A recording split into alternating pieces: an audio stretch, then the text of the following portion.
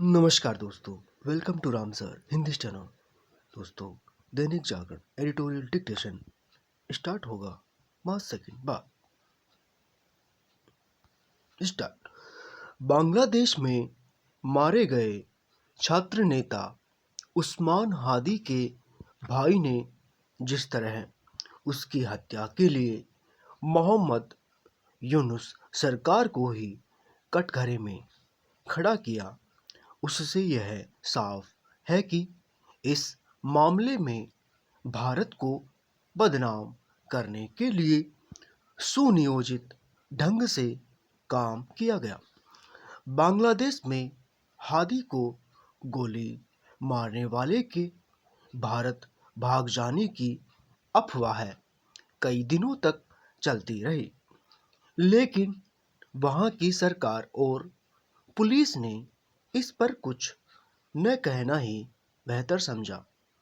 जब हादी के हत्यारे के भारत में छिपने की अफवाह के बहाने वहां उपद्रव बेलगाम हो गया और मीडिया के साथ साथ हिंदुओं को भी निशाना बनाया जाने लगा, तब जाकर यह स्पष्ट किया गया कि हादी का हत्यारा बांग्लादेश में ही कहीं छिपा है।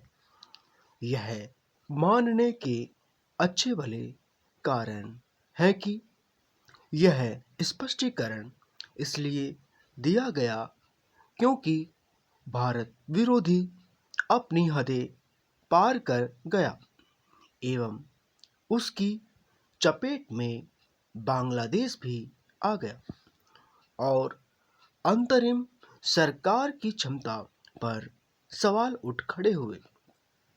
बांग्लादेश में भारत विरोधी तत्व हमेशा से रहे हैं, लेकिन शेख हसीना के भारत में शरण लेने के बाद उन्हें खुली छूट दे दी गई।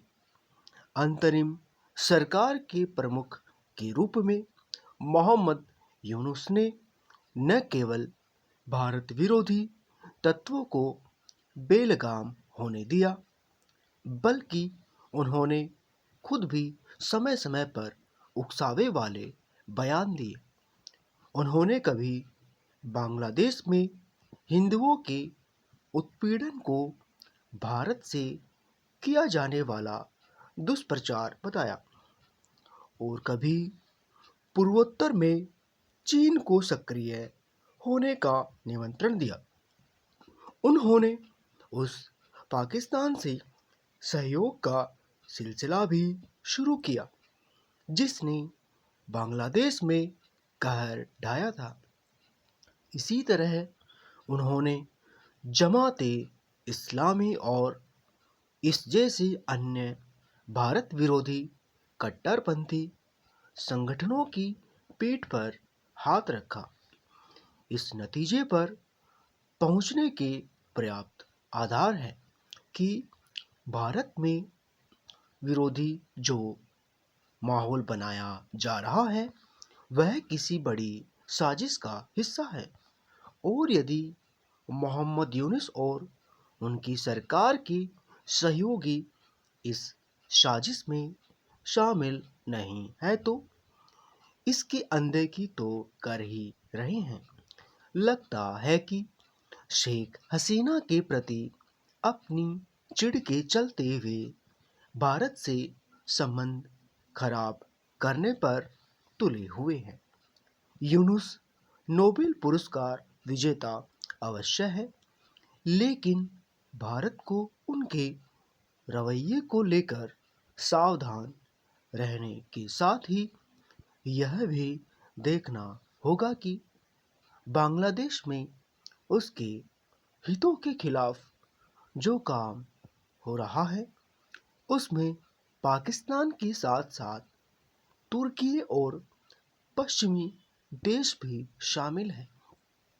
इसकी अनदेखी नहीं की जा सकती कि पश्चिमी देश और विशेष रूप से अमेरिका और यूरोप बांग्लादेश में कट्टरपंथी ताकतों के खतरनाक उभार को लेकर किस तरह मौन साधे हुए हैं।